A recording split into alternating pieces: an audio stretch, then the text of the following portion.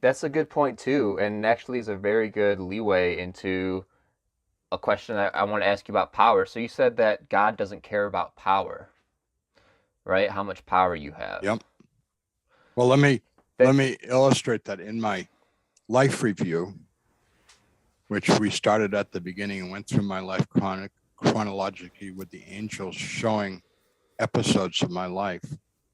Every time I had an achievement in my life, they would skip it. And I'd say, you just skipped my promotion, my award, my, um, you know, everything that I strived for in life to win awards and get promotions and recognition. Every time that happened, they would skip it and go on to something else. And their response was always, that's not important. What is important was how you interacted with the student, how you interacted with your wife, how you interacted with your child, with your parents, things like that. Um, yeah. it was very disheartening because my whole life was dedicated to achieving things, recognition, power, success, wealth, the American dream. That's what we're all about. That's what everybody's supposed to be living for, you know? And I Yeah. did it with all of my, every ounce of my energy to be successful in those things. I wanted to be successful by the American standards of wealth, power, position, recognition, you know? And they made it really clear to me that stuff doesn't matter at all. Yeah, I feel like not only is materialism a religion, but success is a religion. Yeah. Um, in America, in America, probably more than anywhere else, to be honest. Yeah. Because, well, Um, you know success by the material possessions that a person has. You know, yeah, like for example, um, when you meet someone, one of the things you want to find out is where they live. And when you find out where they live, you want to know in detail what part of that town they live in, because then you know what size house they have. And then you know how successful they are, how much wealth they have by how big their house is. Like when you live in an area long enough, you know what streets have the big houses and what streets don't have the big houses, you know, and what streets have the crappy little houses, and you don't even want to go down that street because it's, you know, too nasty. You know, I mean, there's parts. I live in a suburb of Cincinnati, Ohio, in Kentucky, and there's parts of Cincinnati I don't want to go into, especially at night, because they're dangerous. Poor areas. And there's other yeah. parts of Cincinnati that I love to drive through during the day and look at the mansions.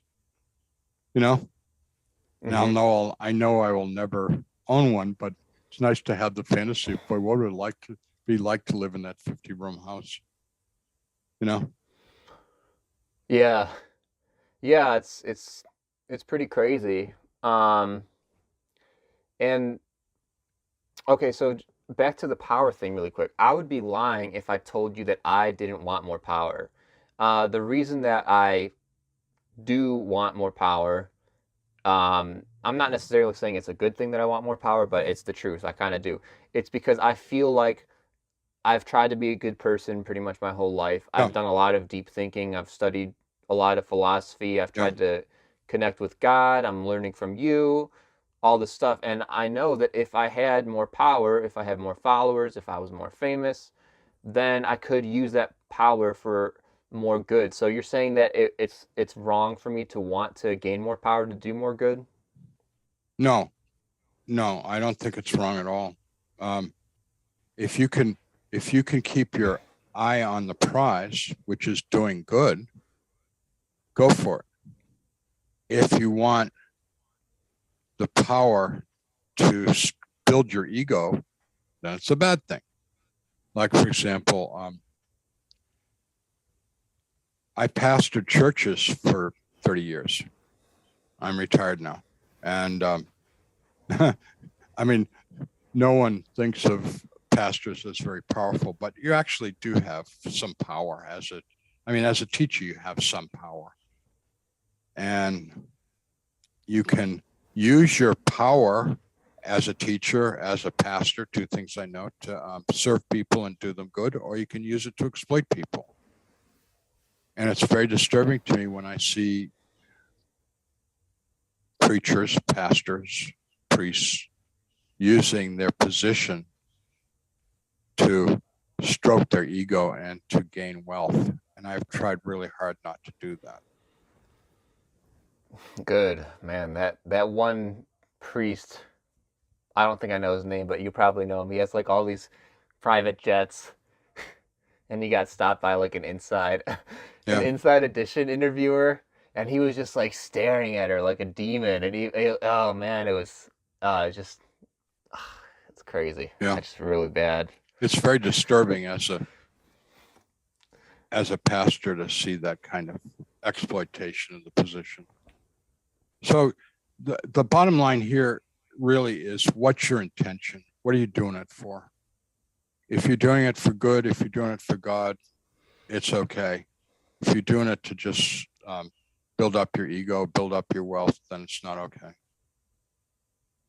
Gotcha. Well, that gives me reassurance because I think I think I'll do a good job Yeah. of keeping my eye on the prize, as you say. Yeah. Um,